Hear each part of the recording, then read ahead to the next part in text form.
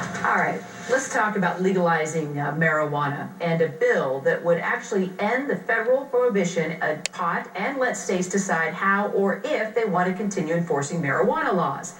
It's a pretty unusual effort by a political odd group, or odd couple rather, Democrat Barney Frank and Republican Ron Paul. Our Brian Todd is working the story for us. A bold new plan to end a major battle in the war on drugs. Two prominent congressmen say it's time for the feds to stop regulating marijuana. Democrat Barney Frank and Republican presidential hopeful Ron Paul are pushing a bill that would let the states make their own laws on marijuana.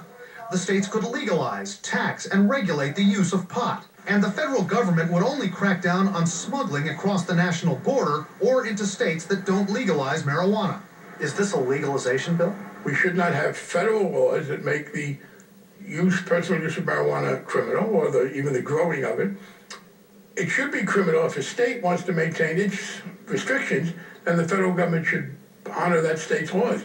Frank says there are two principal reasons he's behind this: to make sure the government doesn't intrude on freedom of choice, and to stop wasting federal resources on enforcement of anti-marijuana law that he says hasn't been effective. During this slow recovery, the economics of legalization also come into the debate. According to a study published 6 years ago by a pro-legalization professor at Harvard, cash-strapped California could bring in more than $105 million a year in revenue if marijuana sales were taxed there. Look at what New York, Florida, Texas, and Ohio could make. Now, that same study found that if marijuana was legalized, states would also save more than $5 billion a year in law enforcement costs. And the federal government could save more than $2 billion a year on police, courts, and prisons.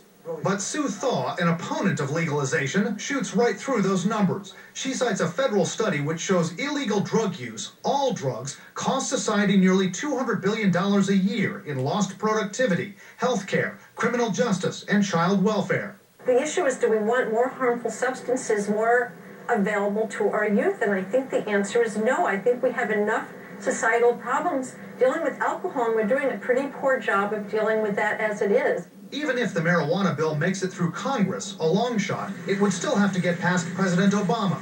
The White House tells CNN it won't comment specifically on this new bill, but says legalization is a non-starter with them because research shows it's too commonly associated with treatment admissions, fatal accidents, and emergency room admissions. Brian Todd, CNN, Washington.